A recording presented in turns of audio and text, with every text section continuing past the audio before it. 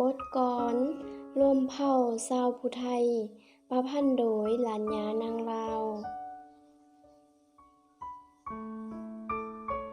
เพิ่นว่าแก้วบ่พัด3 ปีเป็นแฮพี่น้องบ่แว3 ปีเป็นอื่นพ่อเมื่อเดือน3ขึ้น3คำออกใหม่วันบุญไข่ประตูเหลาคูนขวัญเข้าเผ่าภูไทยพี่น้องทั้งแขกไกลไทยไกลกันมาร่วมแห่งกันสืบสร้างสารเสือหีดคองวันนี้ซุ่มพี่น้องเดินท้องเที่ยวโจรจากเซโปนเมืองวังอ่างคำแก้วกำเลนูน้ำเพนพร้อมพงพันแพงผีสากลนครตอมตุมซุ่มเสือสาดแซงเฮาเอ๋ย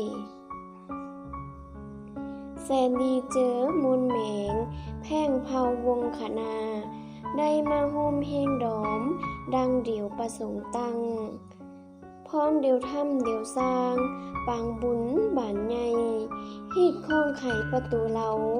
เฮาเคยเฮ็ดร่วมสร้าง1 ปีมีครั้ง1เดียวจึงว่า10 ปีลำ20 ปีลำจึงเห็นโองมายามมังเข้าขึ้นเหลาจึงเห็นเจ้านั้นเทื่อเดียวนานวันจึงสิเกี่ยวเที่ยวจูบโจรกันร่วมเผ่าพันธุ์ผู้ไทย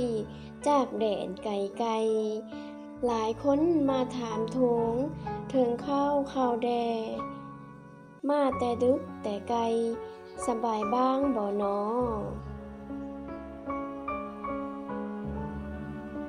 ละอ๋อห้อยยาวหยิมพิมพ์ภาพภูมิผาไมเศร้าผู้ไทยใจงามกึ่งกลมนาทีกวางขอว่างก่อนเนาเฮานี้ปีหน้าพอเดี๋ยวไม่ส่วนผู้ไทยทีละจำจือไว้ส่วนร่วมใจพี่น้องพงพ้องเผ่าผู้ไทยเฮานา